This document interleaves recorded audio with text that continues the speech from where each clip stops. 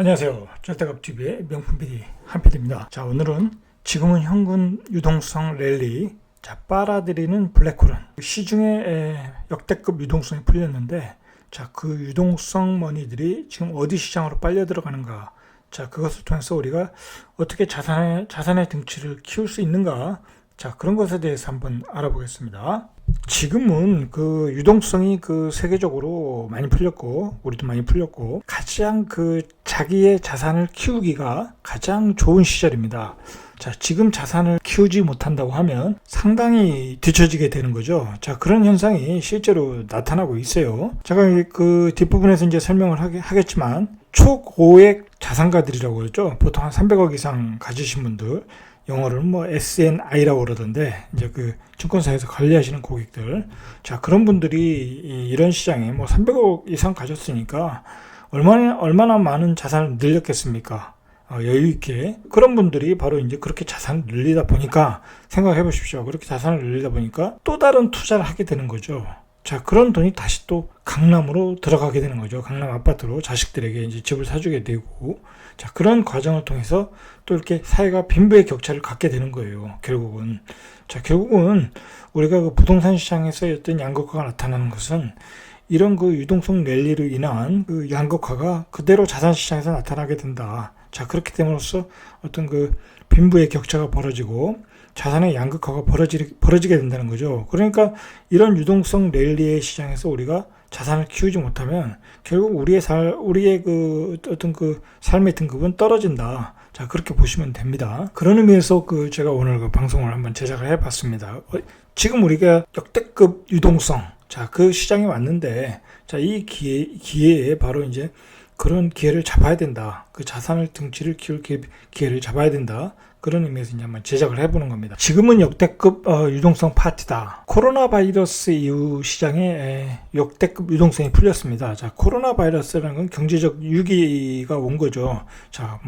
특히 미국 같은 경우에 어떤 셧다운이 왔기 때문에 양적 완화, 질적 완화, 그렇게 돈을 풀었다는 거죠. 그렇게 돈을 푼 어떤 이론적 배경이 MMT, 현대통화 이론이라는 거예요. 이게 뭐냐면 경기 부양을 위해 정부가 화폐를 무제한으로 찍어내는 거예요. 그렇게 무제한으로 찍어내면 예전에는 인플레이션이 온다고 생각을 했는데 인플레이션은 안 오더라. 그래서 무제한으로 돈을 풀었어요. 그리고 돈을 지원을 해서 직접적으로 실업자들 소비를 하게끔 활성화해서 경제가 돌아가게끔 한다. 미국이 그러지 않습니까? 우리도 이제 재난지원금이라고 돈이 나왔죠. 그렇게 해서 경기 부양을 위해서 정부가 화폐를 찍어낸다.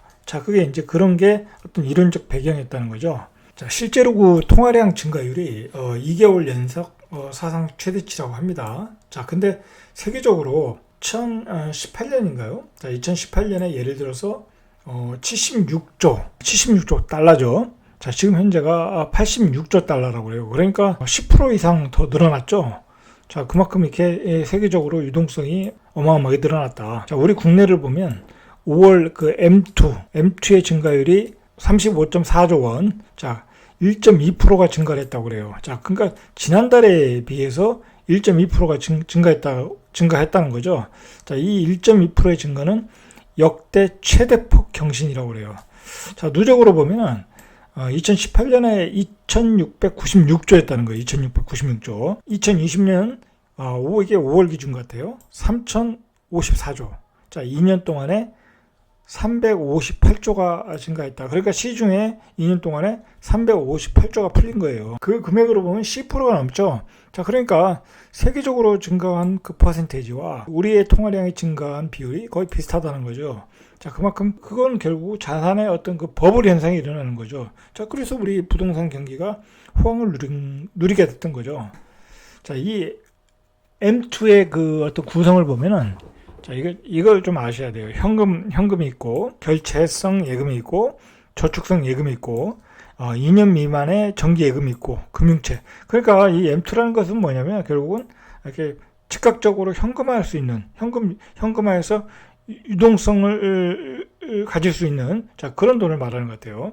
이게 이제 광의의 유동성이라는 건데, 이런 M2가 증가를 했다는 거예요. 근데 문제는 그 유동성 증가 속도도 빨라지고 있다. 우리 이제 대출 쪽으로 나간 게 14조 6천억이 나갔고, 기업 쪽으로는 69조가 나갔다고 그래요. 자, 그러니까 어마어마하게 풀린 거죠. 얼마 전까지만 해도 그 정부가 집값 폭등의 원인은 그 투기 세력이다. 그래서 투기 세력을 적폐 세력으로 보지 않았습니까? 자, 이제 그런 시각을 좀 바꿨어요. 왜냐면 자기들이 그 투기 세력이라고 지정을 했는데, 자, 그 투기 세력을 잡으려고 규제를 했는데 집값이 안 잡혔잖아요. 그러니까 스스로 인정을 했어요. 이제 그 폭등의 주범은 유동성이다라는 거죠. 그게 맞는 거죠.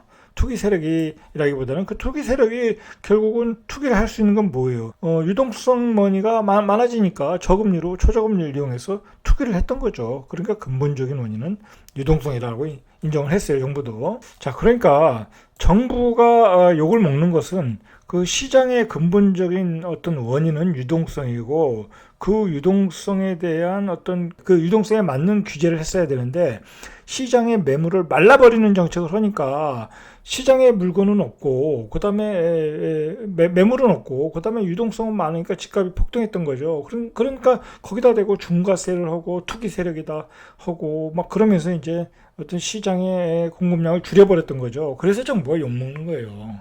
그나마 지금 요즘 정신 차려가지고 공급량 확대다, 뭐 좀 우왕좌왕 대책이긴 하지만 뭐 그린벨트다, 갑자기 급작스럽게 그 용산 미니 신도시다 호들갑을 떨고 있지 않습니까? 자, 이제 그런 문제는 이제 정부가 이제 인식을 한 것 같아요. 그래서 공급 전환 대책으로 안 그렇게 갈 수가 없던 거죠. 왜냐면 지금 전세값이 폭등해서 실수요 그 놀란 사람들이 패닉 바잉으로 가고 있으니까. 거기다 대고 계속 그 투기다 하면 그야말로 정말 무능한 정부가 되는 거죠. 자, 이런 유동성 랠리가 됐던 것은 전 세계가 돈을 쏟아붓기 시작했어요. 자, 미국은 말할 것도 없고, 유럽, 중국, 한국, 일본, 전 세계가 돈을 쏟아붓기 시작했다. 이건, 어떤 강력한 트렌드라는 거죠. 자, 이렇게 전 세계가 돈을 쏟아붓기 시작하니까 어떤 현상이 있었냐? 전 세계적으로 이 성장주가 급등을 했어요. 소위 말하는 첨단 기술주죠. 그래서 이제 그 성장주가 상장되어 있는 나스닥, 그 다음에 중국의 심천도 어마어마하게 폭등했습니다. 자, 그리고 대한민국의 코스닥. 자, 이 코스닥도 800을 넘었죠? 800을. 코로나 바이러스 이전의 수치를 넘어버렸어요. 자, 그래서 어떤 현상이 나타났냐? 바로 이 양극화가 나왔어요. 그러니까 예전에 그 가치주라고 그러죠. 경기 관련주는 주식이 덜 올랐고 성장주로 이렇게 돈들이 쏟아져 들어갔다. 자, 이 점이 또 이게 결국은 양적 완화가 이 성장주의 주식을 가진 사람들, 그러니까 대주주들 아니겠습니까? 그 사람들의 배만 불렸다. 그런 비난도 있었던 거죠. 자, 그리고 이런 유동성 랠리가 이 부동산도 결국은 급등했다. 자, 한국, 중국, 또 유럽, 자, 결국은 급등시켰던 거예요. 자, 이 주식과 성장주와 부동산만 급등시켰냐? 그렇지 않습니다. 요즘 핫한 게 금 아닙니까? 금과 은.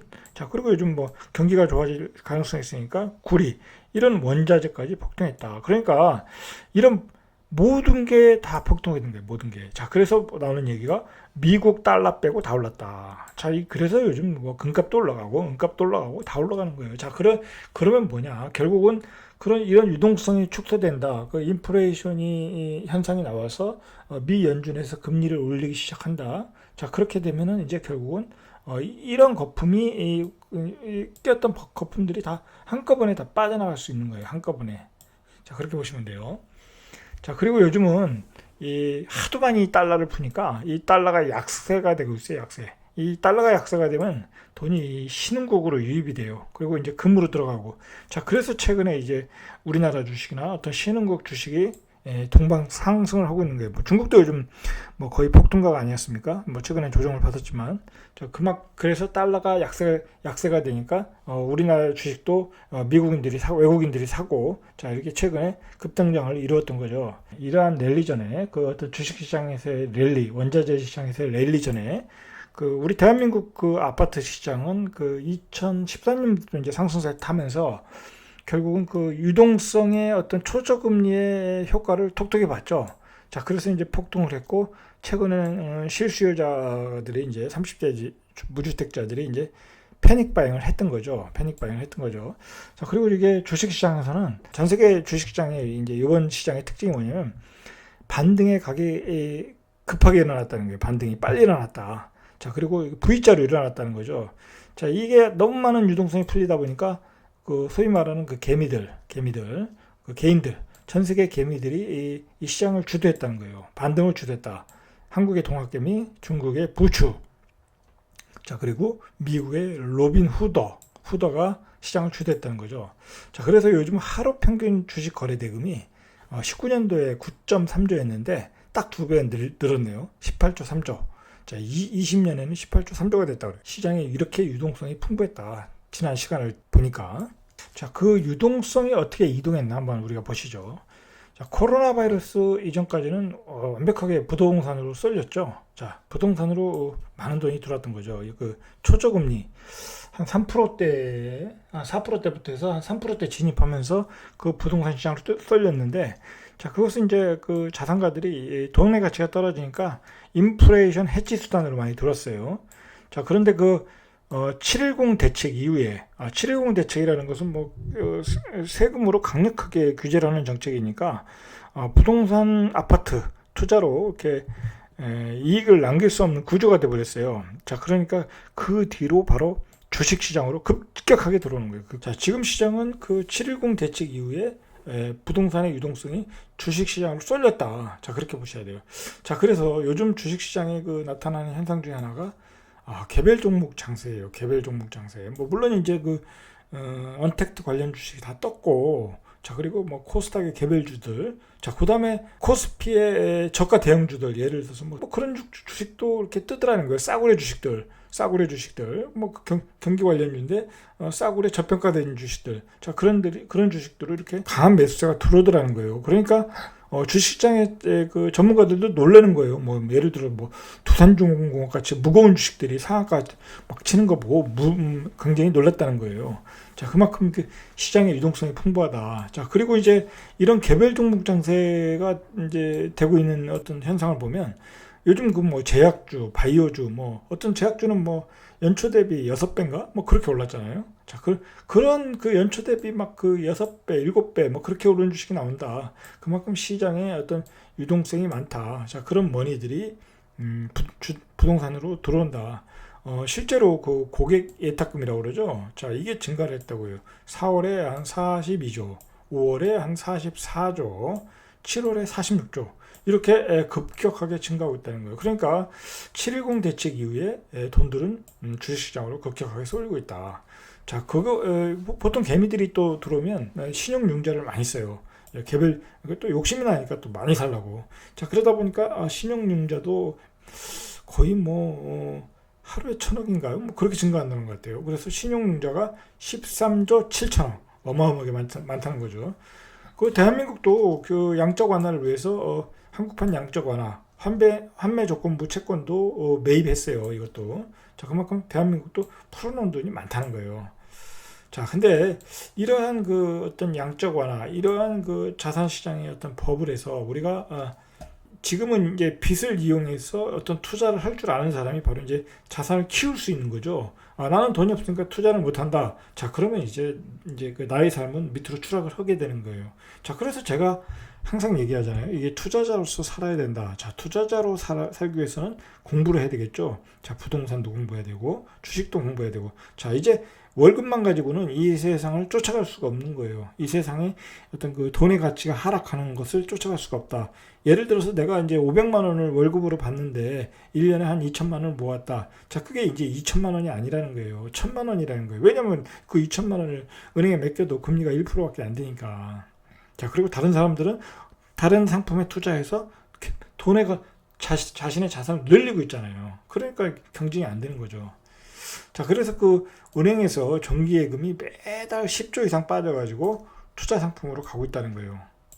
자, 그리고 정부가 이제 그 돈의 물꼬라고 그러죠. 돈의 물꼬를 대놓고 얘기하잖아요. 이제 부동산은 그만하고 주식으로 가라. 양도세, 세금도 이제 본인들이 계획하고 있던 양도세 2천만 원 이상 되면은 주식에 대해서 양도세금을 걷겠다라는 것도 이제 정책을 바꿨잖아요. 5천만 원으로 상향 조정하면서. 자, 그렇게 정부도 부동산에서 주식시장으로 강력하게 밀어주고 있는 거예요.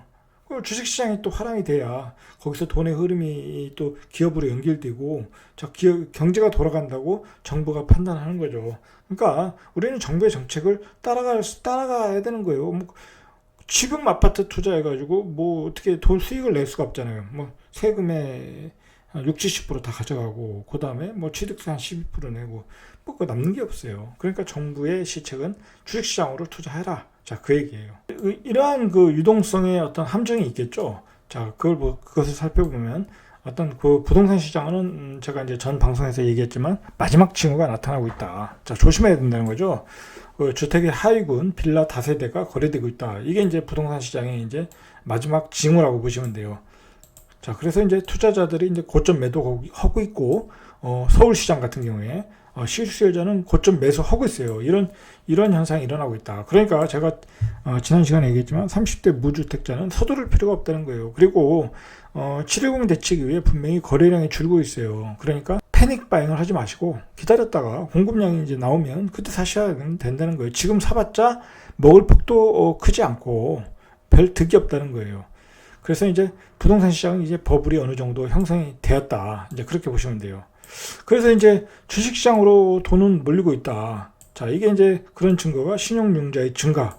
뭐 주식에도 일단 어떤 버블은 형성되고 있죠. 자, 근데 주식의 버블과 부동산의 버블은 좀 차이가 있겠죠.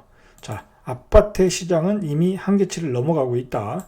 자, 전세 가격은 상승했고, 자, 그것으로 인해서 패닉 바잉을 했고, 자, 정부가 극약 처방을 내놓으면서 아파트의 버블은 이제 꺼질 기미가 좀 보인다는 거죠. 자, 문제는 뭐냐면 그런 유동성이 이제 한 곳으로 쏠린다는 거예요. 이런 부동산에 쏠렸던 게 또 이제 주식시장으로 쏠리는데 주식시장도 이제 좀 양극화가 일어나고 있어요. 이제 가치주보다는 성장주, 예를 들어서 언택트 관련 주식이죠. 뭐 네이버, 카카오, 뭐 그다음에 2차 전지 그런 주식들이 많이 올라갔죠. 자, 그런 양극화 현상이 거기서도 나타나고 있다는 거예요. 자, 그래서 지금은 유동성 파티 중인데 그냥 요즘은 그 유동성이 얼마나 큰지 돈이 되는 상품은 다 오르고 있다는 거예요. 돈이 되는 상품은. 자, 그래서 지금은 이런 유동성을 즐겨야 할 타임이라는 거예요. 유동성을 즐겨야 나의 자산을 키울 수 있다는 거예요. 자, 지금 유동성이 쏠리는 것은 바로 이제 주식, 금, 은, 구리. 자, 이런 것으로 연일 신고가를 만들고 있어요. 연일 신고가를. 자, 요즘 또 금값도 최고치죠.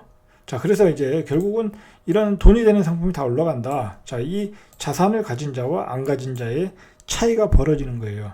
자, 그런데 어쨌든 그 시장에 위험이 왔기 때문에 어떤 시장의 유동성이 초저금리로 공급이 됐는데, 자, 이런 것을 적극적으로 이용하는 사람들이 자산가들이죠. 자산가. 자, 우리가 300억 이상 그 자산을 많이 가지신 분들을 SNI라고 그래요. 증권사에서 이제 고객 관리를 한다고 그래요.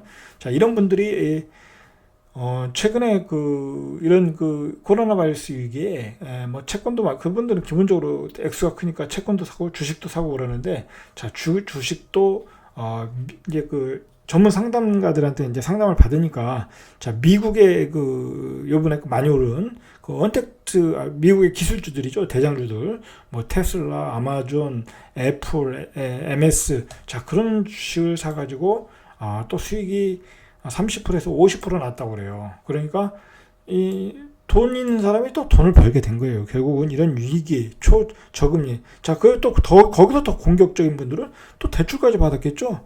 자, 그런 분들이 바로 이렇게 또 수익이 나면 또 강남의 부동산을 사는 거예요. 그러니까 강남의 부동산이 또 올라가는 거예요. 강남의 빌딩이 또 올라가는 거예요. 결국은.